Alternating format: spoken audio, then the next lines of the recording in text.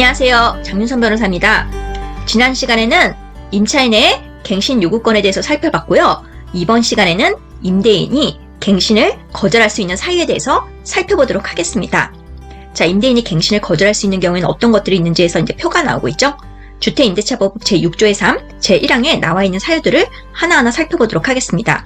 1호, 임차인이 이기 차임액에 해당하는 금액에 이르도록 차임을 연체한 사실이 있는 경우입니다. 차임의 연체가 반드시 2기 연속될 것을 요하지 않고요. 전후 합해서 연체액이 2기분에 달하기만 하면 됩니다. 예를 들어 임차인이 1월분, 2월분 월세를 연속해서 연체한 경우도 해당하지만 1월분 연체하고 2월분, 3월분은 지급했다가 4월분 다시 연체한 경우에도 2기 차임액이 연체한 경우에 해당합니다. 이어 보겠습니다. 임차인이 거짓이나 그 밖의 부정한 방법으로 임차한 경우입니다. 임차인이 허위의 신분, 이름이나 주민번호를 이제 허위로 된 경우겠죠. 이런 허위의 신분으로 계약한 경우나 주택 본래 용도가 아닌 불법 영업장 등의 목적으로 임차한 경우입니다. 그리고 3호요. 서로 합의하여 임대인이 임차인에게 상당한 보상을 제공한 경우입니다. 임대인이 임차인에게 소정의 보상, 이사비 등을 얘기하는 거죠. 그런 보상을 실제 제공한 경우고요. 실제 제공하지 않거나 합의되지 않은 일방적인 보상은 제외됩니다. 여기 3호에 서로 합의해서 상당한 보상을 제공한 경우라고 나와 있어요. 4호 보겠습니다. 임차인이 임대인의 동의 없이 목적주택의 전부 또는 일부를 전대한 경우입니다.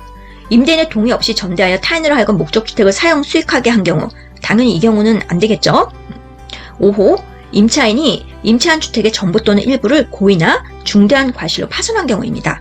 임차주택의 전부 또는 일부를 임대인 동의 없이 무단 중개축 또는 개조하거나 고의로 파손한 경우, 또 임차인의 중과실, 화기 방치 등입니다. 이런 중과실로 인한 화재로 주택이 파손된 경우 등입니다. 고의나 중대한 과실로 파손한 경우이기 때문에 경과실은 해당되지 않습니다. 6호 보겠습니다. 임차한 주택의 전부 또는 일부가 멸실되어 임대차의 목적을 달성하지 못할 경우입니다. 주택의 전부 또는 일부가 멸실되어 주거 기능이 상실된 경우인데요. 임대차 계약 기간 중에 이런 일이 발생하면 임차인은 계약을 해지할 수 있겠죠. 7호 보겠습니다. 임대인이 다음 항목의 어느 하나에 해당하는 사유로 목적주택의 전부 또는 대부분을 철거하거나 재건축하기 위하여 목적주택의 점유를 회복할 필요가 있는 경우입니다. 감호, 임대차 계약 체결 당시 공사 시기 및 소요 기간 등을 포함한 철거 또는 재건축 계획을 임차인에게 구체적으로 고지하고 그 계획에 따르는 경우, 남호, 주택이 노후 훼손되는 훼손 또는 일부 멸실되는 등 안전사고의 우려가 있는 경우, 담호, 다른 법령에 따라 철거 또는 재건축이 이루어지는 경우. 그러니까 이런 경우 철거나 재건축 계획이 있으면 임차인에게 구체적으로 미리 고지를 하시고 계약을 체결하시는 것이 좋겠습니다.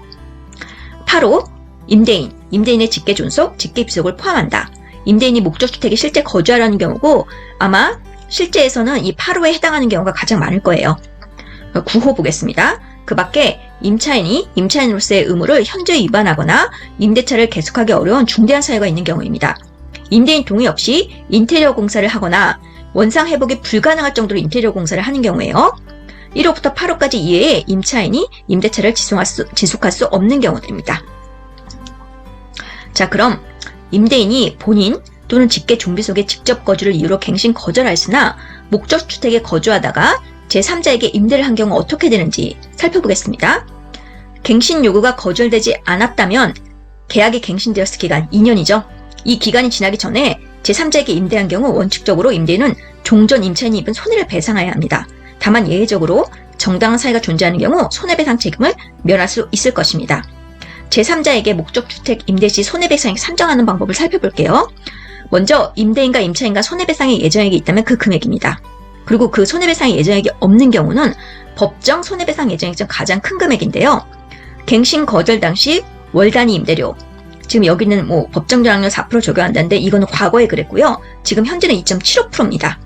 월 단위 임대료 3개월분에 해당하는 금액, 혹은 임대인이 새로운 임차인에게 임대하여 얻은 월 단위 임대료에서 갱신 거절 당시 월 단위 임대료를 뺀 금액의 2년분에 해당하는 금액, 그리고 갱신 거절로 인해 임차인이 입은 손해액 중에서 큰 금액이에요. 요 1, 2, 3 중에.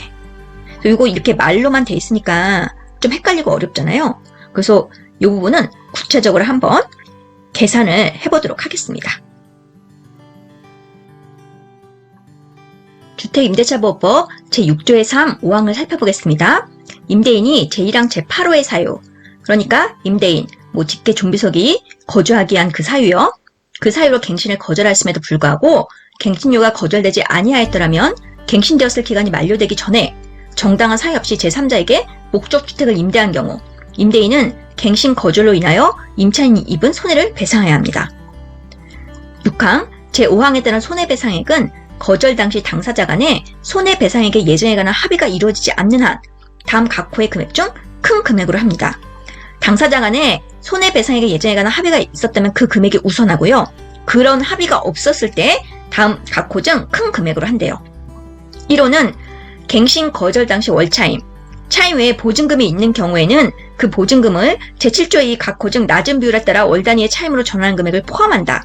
이하 환산 월차이며 요 월차임의 3개월분에 해당하는 금액. 2호는 임대인이 제3자에게 임대하여 얻은 환산 월차임과 갱신 거절 당시 환산 월차임과 차익의 2년분에 해당하는 금액. 3호는 제1항 제8호의 사유로 인한 갱신 거절로 인하여 임차인이 입은 손해액입니다. 요 세 가지 중에서 큰 금액을 손해배상액으로 한대요. 임차인이 입은 손해액은 이사비용이라든가 새집을 구하기 위해서 중개수수료가 들어갔다면 그 중개수수료, 그리고 원래 지급했던 환산 월차임보다 새집의 환산 월차임이 더 크다면 갱신 요구할 수 있었던 2년의 기간 동안의 그 차익 상당액 등 그 정도가 될 것 같습니다.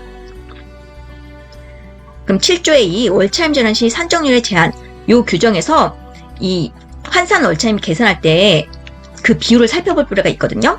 그러면 요 조항 볼게요. 보증금의 전부 또는 일부를 월 단위의 차임으로 전환한 경우에는 그 전환되는 금액에 다음 각 호 중 낮은 비율을 곱한 월차임의 범위를 초과할 수 없다. 그래서 여긴 낮은 비율을 곱해야 돼요. 그러면 1호는 은행법에 따른 은행에서 적용한 대출금리와 해당 지역의 경제여건 등을 고려하여 대통령을 정하는 비율인데, 은행법에 따른 대출금리 플러스 대통령령 정하는 비율이라고 생각하시면 되고요. 2호는 한국은행에서 공시한 기준금리에 대통령령으로 정한 이율을 더한 비율. 그래서 여기도 기준금리 플러스 대통령을 정한 이율, 이렇게 생각하시면 됩니다. 시행령에 구체적으로 나와요. 시행령 구조에 월차임 전환 시 산정률 해서 법 제7조의 2 제1호에서 대통령령으로 정하는 비율이란 연 1할, 요 1호에서는 요 대통령 전환 비율이 연 1할이에요. 그리고 2항 볼게요. 법 제7조의 2 제2호에서 대통령령으로 정한 이율은 연 2%를 말한다. 여기서 대통령 정한 이율은 연 2%입니다. 그러면 연 1할이랑 연 2% 어떤 게 더 낮은 금리죠? 연 1할은 10%예요. 그러니까 당연히 연 2%가 더 낮겠죠. 그래서 우리는 2항 시행령 제9조 제2항으로 가야 됩니다. 그럼 이제 구체적으로 한번 환산 월차임 계산을 해볼게요. 시행령 제9조의 제2항 연 2%가 연 1할 10%보다 낮기 때문에요. 2% 플러스 한국은행 기준금리 지금 2021년 8월 26일 기준으로 해서 0.75%인데요. 요거는 인터넷에 기준금리 치시면 그때그때마다 기준금리를 확인하실 수 있고, 요거는 변해요. 그러니까 수시로 확인하셔야 됩니다. 요 기준금리 0.75% 하면 연 2.7%가 돼요. 그래서 현재 법정 전월세 전환율은 연 2.75%가 됩니다. 그래서 보증금 1억 원의 환산 월차임 계산법 한번 해볼게요. 1억 원 곱하기 2.75% 하면 275만 원이 돼요.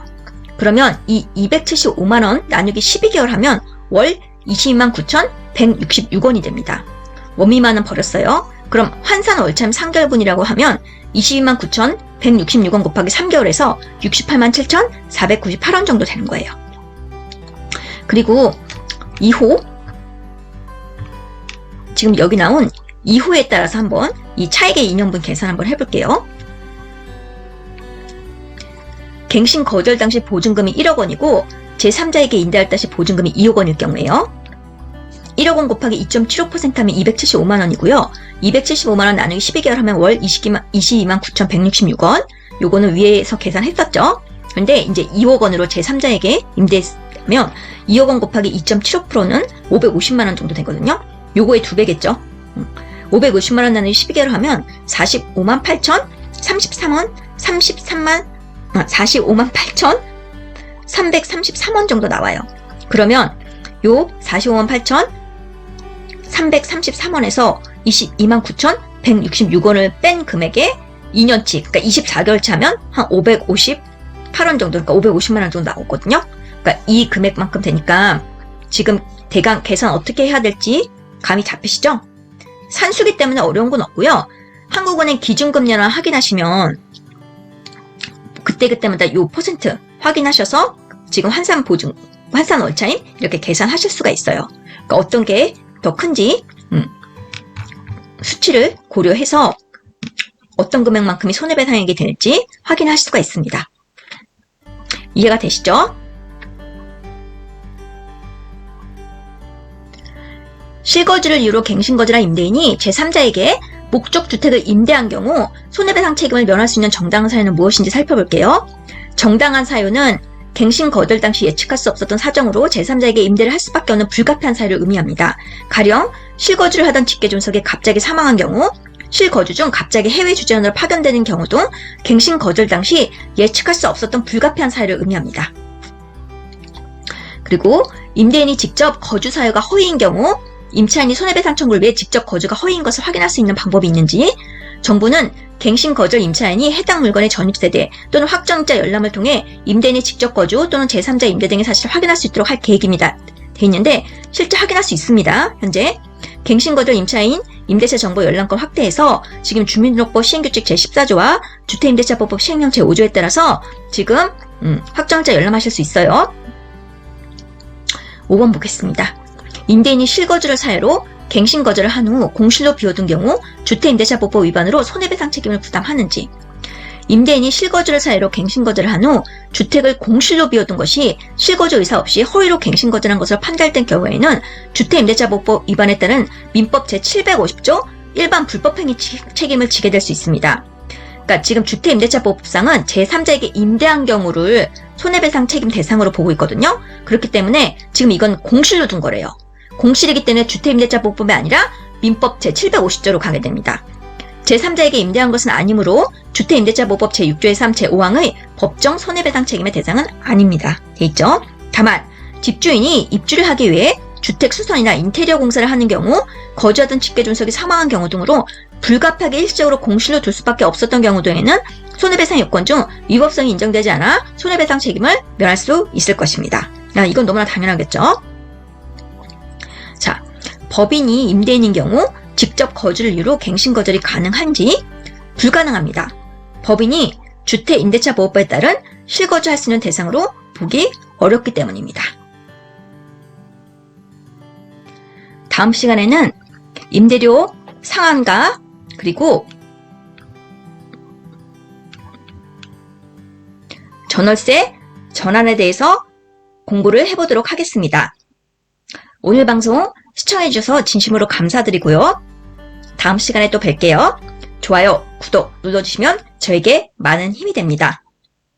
감사합니다.